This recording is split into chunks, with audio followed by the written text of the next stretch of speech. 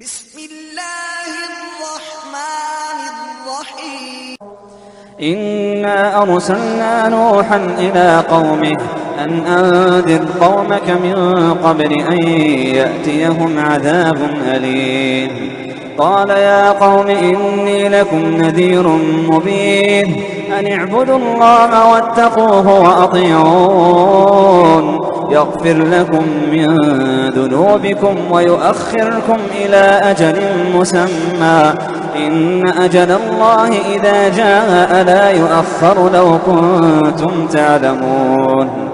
قال رب إني دعوت قومي ليلا ونهارا فلم يزدهم دعائي إلا فرارا وإني كلما دعوتهم لتغفر لهم جعلوا أصابعهم في آذانهم واستغشوا ثيابهم وأصروا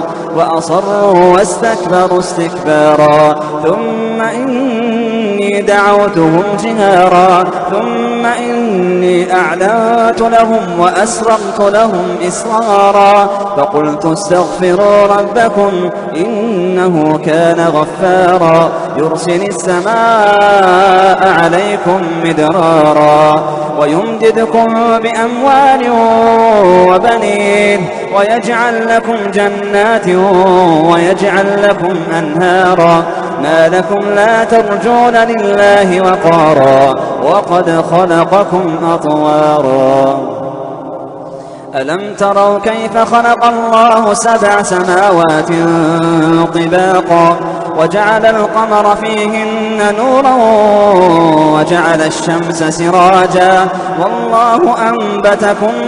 من الأرض نباتا ثم يعيدكم فيها ويخرجكم إخراجا والله جعل لكم الأرض بساطا لتسلكوا منها سبلا فجاجا والله جعل لكم الأرض بساطا لتسلكوا منها سبلا فجاجا قال نوح رب إنهم عصوني واتبعوا من لم يزده ماله وولده إلا خسارا ومكروا مكرا كبارا وقالوا لا تذرن آلهتكم ولا تذرن ودا ولا سواعا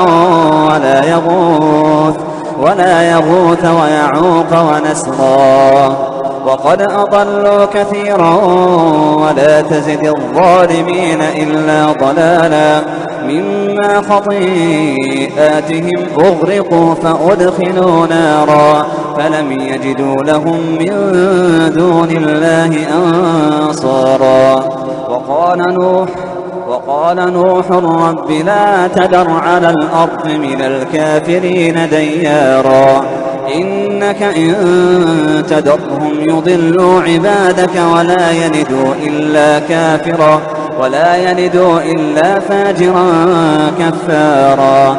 رب اغفر لي ولوالدي ولمن دخل بيتي مؤمنا وللمؤمنين